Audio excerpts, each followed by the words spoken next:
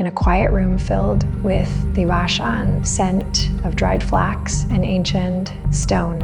A young woman named Amira sat with a stack of parchment and a charcoal pencil. She had traveled across time, she told herself, to find the woman whose courage was written in the stars. Amira looked toward the door, her heart racing with 1,000 questions about the walls that fell and the faith that stood. The door creaked open and Rehab stepped inside. She did not look like a woman of legend. She looked like someone who had worked hard and lived deeply.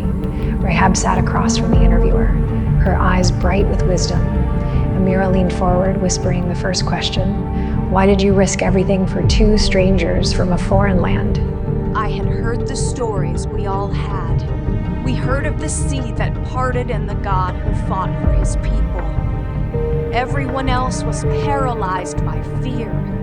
But I decided that if such a God existed, I wanted to be on his side. Amira reached out to touch a veil, vibrant scarlet cord that lay coiled on the table between them. And this cord, Amira said, the one you hung from your window, was it just a WUD signal, or was it something more? Rehab placed her hand over Amira's. It was my anchor, Rehab replied. It was the only thing standing between my family and the end of and the world. The day the walls fell, Amira whispered, what was it like? Rehab closed her eyes, and for a moment, the room seemed to vibrate. The silence was the loudest part. Rehab said, 7 days of marching, then a shout that cracked the sky. My house was built into the wall itself, yet when everything else crumbled, my little corner remained. It was as if unseen hands Amira scribbled furiously on her parchment, capturing every word. She looked up and asked, but you are an outsider. You are a woman with a difficult past from a city marked for ruin. Did you ever feel like you didn't belong among the people you joined? Rehab laughed softly, a sound of genuine joy. Grace is a funny thing, Amira. It doesn't ask where you've been, it only asks where you are going.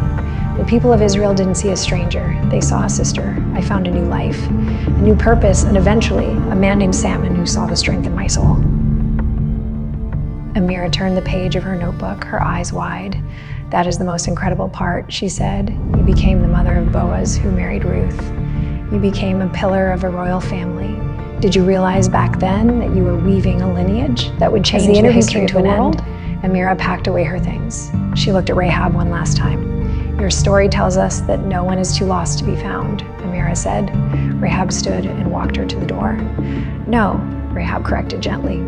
My story tells us that God loves to use the pieces people throw away to build something beautiful.